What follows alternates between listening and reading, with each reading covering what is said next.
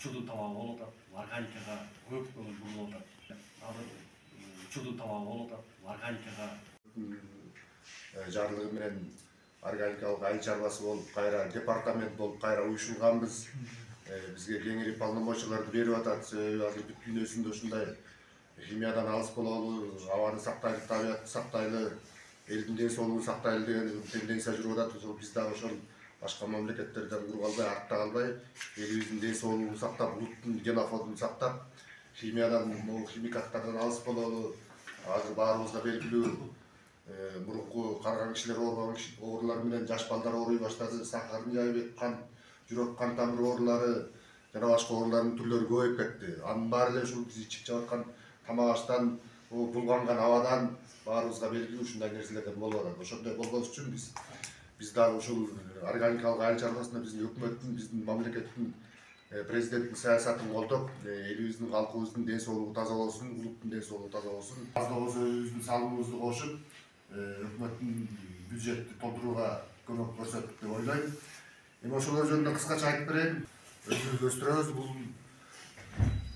кызыккандар болсо эми кийин иштей баштайт лаборатория. Азыр деген ушул энелик клеткалар, мындай энелик клеткалар ушундай чашкаларда сакталат. Муну сактап, кайра жаңыртып, анан ушунун негизинде жасайбыз.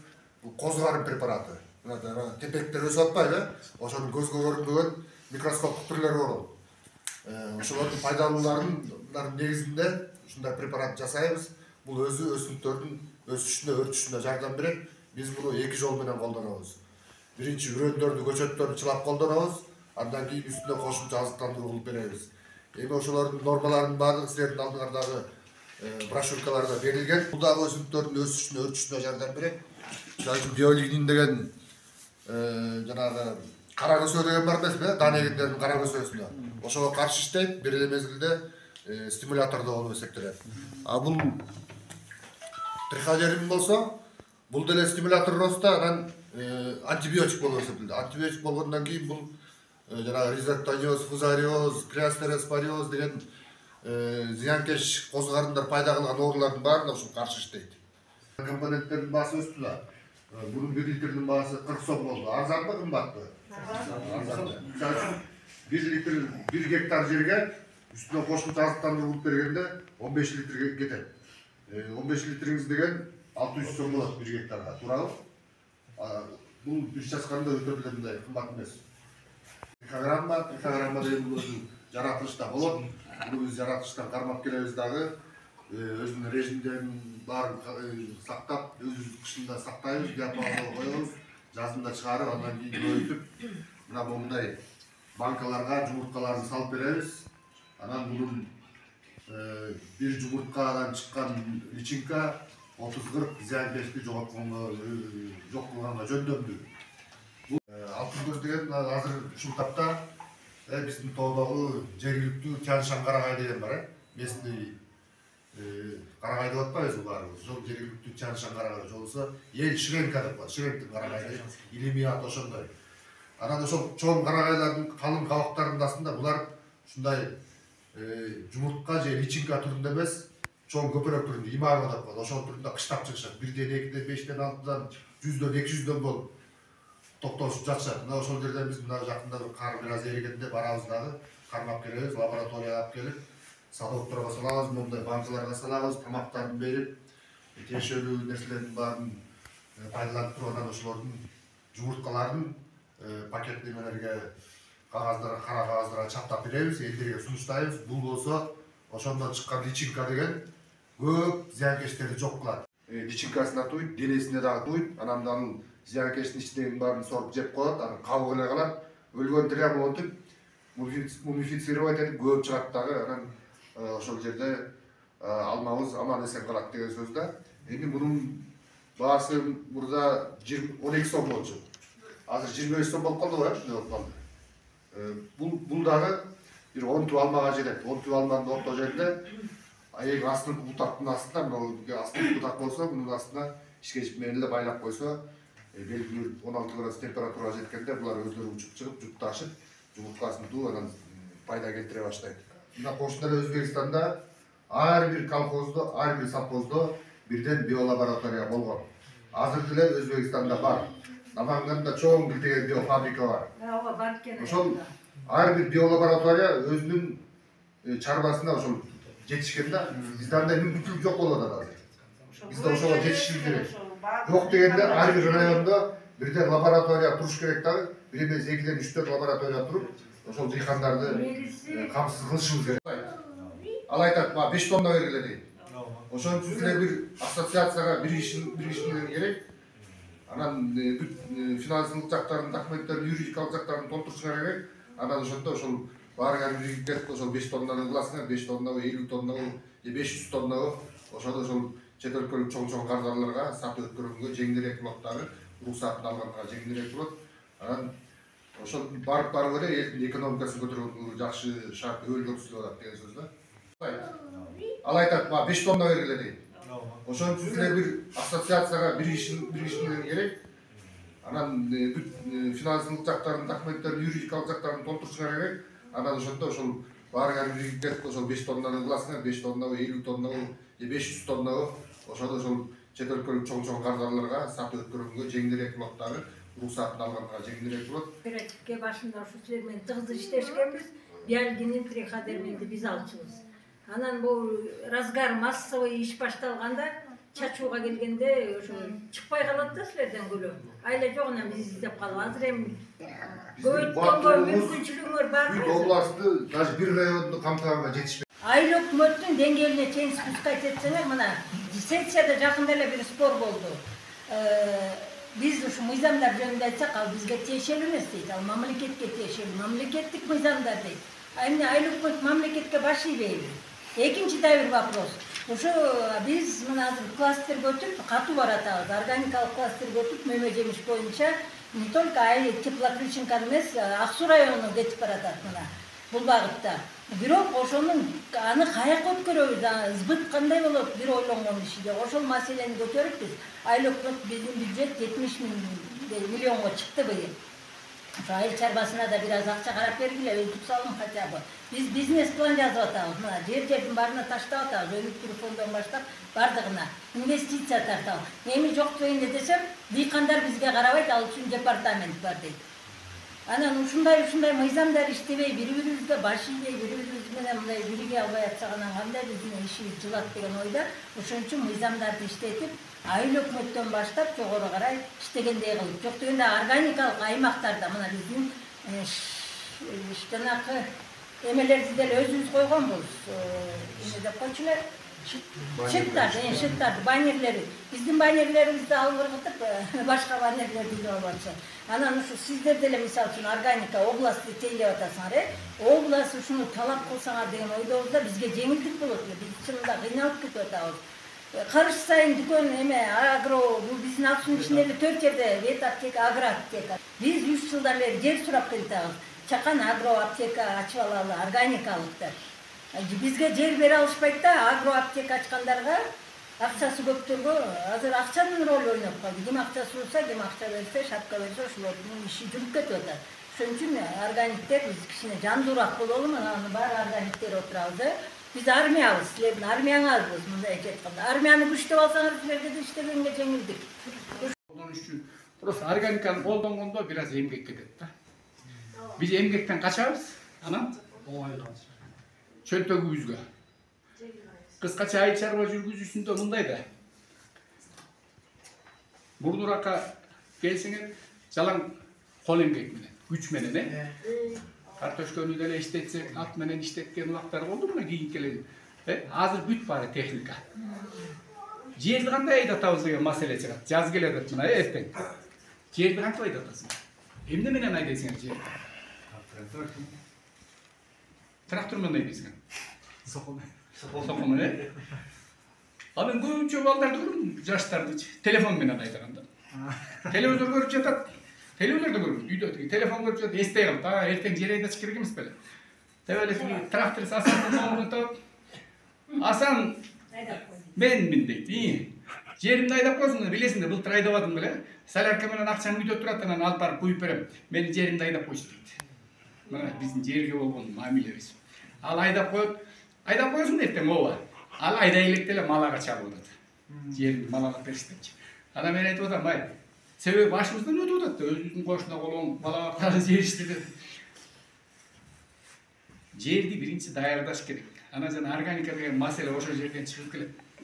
Биз бүт баарын бүтүрүп жерди айдатып салгандан кийин, сепкенден кийин анан үстүнөн барып бирдеме бергенге аракет кылып барабыз да. Анан уда берем издеп жөнөйсүңөр. Анан ууларды издеп жөнөйсүңөр, отосуна каршы жана башка. Эми меники органикалык жер семиткичтер боюнча болчу ушул өсүмдүккө керектүү.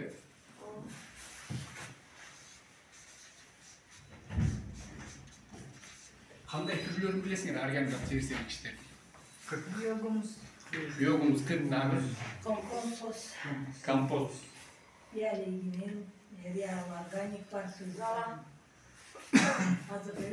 Органикалык жер семиткичтер, андан кийин органикалык заводдон чыккан препараттар. Бул органикалык жер семиткичтерге силер айтып аткан эң эле биринчи кирген мүлк керек. Биздин шартта азыр 4 түлүк мал кармабай калдык, 3 эле түлүк кармап калдык. Уй кармайбыз, кой кармайбыз, жылкы кармайбыз, башка төр кармабайбыз.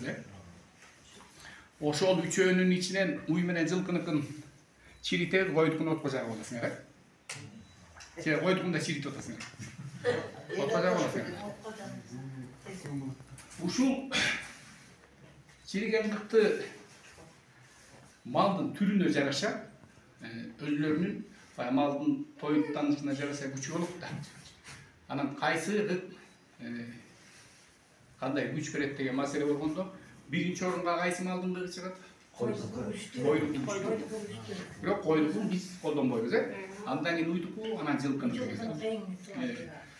Эмне бар курамында дегенде, анан чирүү процесси боюнча биз 4кө бөлөбүз. Свежий чыккан. Биздикилер айтат, ой, кырк чачып койдум дейт. Кыштата уйдун богун, жылкынын богун аралаштырып, ташка менен түртүп барып хагыротуна чачып берет. Ой, бул болбойт да десең. Ой, муну ким үйүп анан ким этип жүрөт. Чачып салат. Анын курамынан өсүмдүк эч нерсе ала албайт. Свежий кырктын курамынан өсүмдүк эч нерсе ала албайт. Жаан жаап калса, кардын суусу менен болуп калса, только аммиак эле алгандан башка алынбайт. Баарыңар үйдөн нан жаап жейсиңерби? Ак нан жейсиңерби? Карасын эмнеге жейсиңер? Кара жок болсо кайдан жейсиз? Кандай жок бар? Көбүнчө краска, бирөөдө кошуп коюп. Краска. Мунду, мисалы үчүн мунду, мурда тегерменге салып өзүбүздүн мундайыбыздан кандай. Азыр барасыңар, ой, элдин биринчи сорттун келди, кошуна эмне дейт? Кошунага караган ноос тийбизсең. Бабурга караган жеп калыптыр деп айтат да. Ал атынан бизге кандай бий айтып жаткан эч кимге ишиңер жок. Мына ушунун баары жанагы баланстын бузулушу. Анан баланс бузулганда адамга оору 99% ооздон кирет, 1% тышкы. Тамак менен ооруйбуз баарыбыз. Сиңер албай каласыңар, туура эмес тамактанып алабыз ушуну. Анан эми ошонун баары ачыкка чыга баштаганда анан жанагы органика деген маселе кайра биринчи орунга чыкты. Таза тамак жеш керек. Себеби бизде кыргызда ушундай менталитет бар, кошунан кирсе жүрү тамак жүйүп. Чай ич. Отурат сен ичип аткан тамакты иче бер. Чет мамлекетке барып көргөндөр бар болсо караңар да. Любой досың чет мамлекетке барсаң эчтеке предлагать этпейт үйүнөн. Бир эле болсо кофе мучтап коет. Себеби ал тамак ичип аткан сага жагабы жакпайбы мисалы үчүн да. Алар мындай эмеге бөлүнүп калган. Ылдый уровень, ортоңку уровень, жогорку уровень. Алар жогорку уровеньдеги миллионер, миллиардерлери только органика жейт.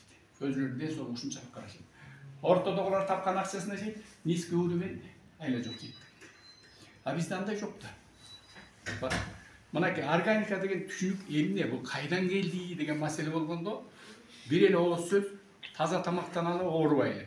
Экинчи жагынан бизди курчап турган айлана чөйрөнү бузуп албайлы деген маселе. Айлана чөйрөнү биз кантип бузуп атабыз? Анча-мынча статистикага келтирип кетейин, кандай бузуп атканыбыз жөнүндө. Мындан бир 7-8 жыл мурда мындай бир статистика жүргүздүк. Жалалап аткан балдар келди, биофермер балдар. Анан отуруп алып, кайсы область, кайсы удобренияны көп алат, эмнени көп алат болгондо Ысыкөл областы уузаттар боюнча биринчи орунга чыкты. Анан мен айтып атпайм, жок, уузатты биздикилер албайт. Жалаң эле тиги түштүктө колдоносуңар десем. Түштүктө болсо минералдык жер семирткич боюнча биринчи орунга чыкты, алар көп алат экен. 100 тонна уу келсе 50%-ин 50 тоннасын Ысыкөл алып кетет. Ошон үчүн товарыбыз өтпөй, карточкабыз өтпөй. Анан биз эмне кылабыз? Канча жерге барып тренинг өтөм, анан аудиториянын контингенти бар да. Айтып түшүндүрүп атсаң, айылдагы жер иштеткен фермерлер башка жагынан сурап берет да. Такыр ото чөптү жоготкон дарын айтыңыз дейт. Анан мен айтам, ушул уу менен дарынын айырмасын бир түшүнүп алалычы айланайындар. Дары ичкенде эмне болот? Убактылуу басып коет. Жок, дары ичкенде эмне болот? Айырайын деп ичесиңер да. Ооруп аткан киши дары ичет, дары ичсең айыгып кетесиң да. Кудай шипасын берсе. уу ичкенде эмне болот? Өлөт да. Биздикилер аны тергеп коет. Прямо айткандан уялат да, уу депчи. Тиги ото чөптүн дарысы дейт. Анан мен сурайм, мен ото чөбүңөр ооруп атам. Аны багыш керек десең. Мына ушундай маселелер. Биз ичип аткан тамактын курамында эмне бар, эмне жок, азыр биз ойлонбойбуз. Ойлоносуңар сиз, эмне жеп атабыз? Унчукпай келип карап койдун базарынан эс алып келесиңер. Эттин составын билбейт эч ким. Келиңер кызыңар эт турап казанга кууруп атса, эт көбүктөнүп атат. Эмне бар курамында? Эмнеге эт көбүктөнүп кууруп атса? Иберме бирөөлөр айттым, иберме калганда. Чала чиргендиктен 15-20% азот алышы керек. Андан кийин анан чириген. 4-чү стадия. Кыттын курамында эмне бар деген маселе болот э. Анан курамында бизге эмне керек бар курамынын дегенде биз өсүмдүк үчүн берип атабыз да, не? Өсүмдүккө пайда болот. Өсүмдүк эмне жейт деген маселе чыкты. Өсүмдүк кантип өсүп жетет? Өсүмдүк эмне жейт? Тамак. Тамактын аты? Азот, фосфор, калий.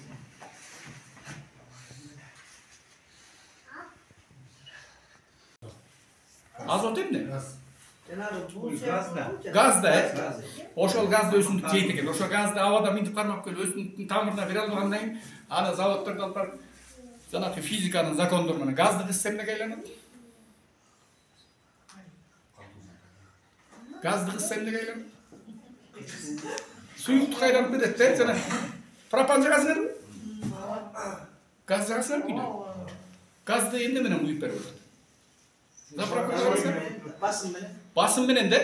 Газ баллонду алып барасыңар. Ал басым менен куйганда суу куят, а чыкканда газ болуп чыгат. Ошондой нерсе. Бул жерде дагы ошол азотту кармап туруп шлаковать этет басымдын негизинде. Аны кайда шлаковать этет дегенде аны өзүн кармап тура албайт. Ошон үчүн тиги шлакка чаптап коет. Илгери айтчубуз, азыр эми дунган туугандар канча колдонбой билбейм, гектарына 2 тоннадан колдончу. 3 жыл катары менен гектарына 2 тоннадан селитра колдонсоңор, жериңер пластилин болуп калат да, пластилин болот. Тиги трактор айдап бараткандан кийин артынан карасаңар, биздин топурак чачырап түшүп атпайбы? Тиги жерде пластилиндей болуп эле. Катты таш болуп, Катты таш болуп, пластилин болуп барат, комок болуп барат. Анын кылганы, ошон үчүн жана биз айтып атабыз. Амиясын селитра бул жөн эле өсүмдүктү тезирээк чоңойтуп бере турган нерсе. Башка эч нерсе бербейт. Азот жейт да өсүмдүк. Азотту мындай умеренно жеш керек да.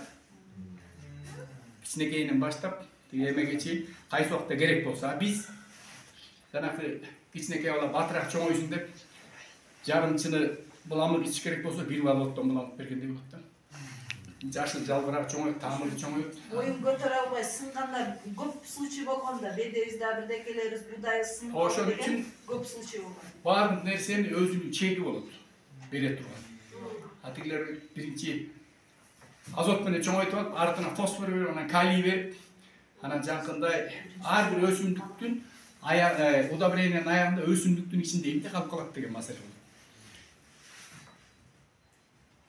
Остаточные явления. Зыяндуу зат калып калат. Аны биз силерге түшүнүктүү болсун үчүн мындай эле айтып берейин баягы. Тойго чакырдык, кафеге бардык. Үстө топ толтура турат, арагы турат. Отурдуңар, тамак иче баштадыңар. 7 күндүк тамакты 6 саатта ичип бүттүңөр. Еще үстүнө тиги добавка кылдыңар кычкылдан. Үйгө барасыңар. Жата албайсыңар, тамак сиңбейт, анан кайра тиги барып алып коога сурайсыңар, же да бир көк чай сурайсыңар, тамак сиңбейт деп. Өсүмдүккө ошондой жогорку дозадагы азотту берип койсоңор, ал деле ушинтет. Анан өсүмдүктүн бир жакшы жери бул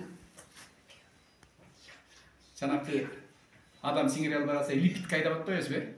Курсак байлаганда ушундай, кээ бир жаштарды карасаң, тамак ичип алып тамак сиңбей калган май кайда кетти? Ошол сыяктуу өсүмдүк өзүнүн запасына клубиндин ичине же гүлгө же бир нерсеге мөмөсүн айдап ийет да, кыргызча айтканда. Азотту. Анан жана нитратный бир жакка барып лабораторияга текшерсеңер, сени көтпөй калды нитрат дейт. Бизде көп эле болот. Мисалы үчүн Алматыга чейин чыгып кетип, Казакстанга чейин чыгып кетип, кайра возврат келип аткан продукциялар, а биздикилер мойнуна алып атпайбы? Албайчы. Чыгарат жакшы эле. Анан лабораторияга барат дагы, мен ушундай продукцияны сатат элем. Ай, сеники карантиндан алып чыкканга болбойт десе, кыргызда эптеп деген сөз бар. Эптеп жазып берет тур. Бул акчаңды алып, мен тияққа барып, я отвечаю, мен сразу эле сатып келем дейт. Тияққа барганда бир партиясы текшерип, бирөө текшерип, ошол папасай кетип калса, кайра обратка тегип атат. Ошон үчүн өсүмдүктүн ичинде таза болуш үчүн биз кайра органика беребиз. А 40тан алган азотту канча жесе дагы передозировка болбойт. Биз ошон үчүн 40тын дозасы бар. 20 тоннадан 60 тоннага чейин. Жанагы технический культураларга, пропорчный культураларга 60 тоннага чейин. Гектарына. Мисалы үчүн дан эгиндерине 20-30 тоннага чейин. Ошонун ичиндеги азотту, фосфор, калийди жесе, магний, кальций да бар 40тын ичинде. Жакшы чирген кыкта эмне бар дегенде жана айтып калатмын. 0,5% азот, 0,2 фосфор, 0,4-0,6га чейин калий, 15%, 0,15%. Кальций, 0,15 магний бар. Керектүү заттын баары бар. Компост деген ушундай эле нерсе, мунун негизин эле кайра ошо малдын чиригендиги түзөт.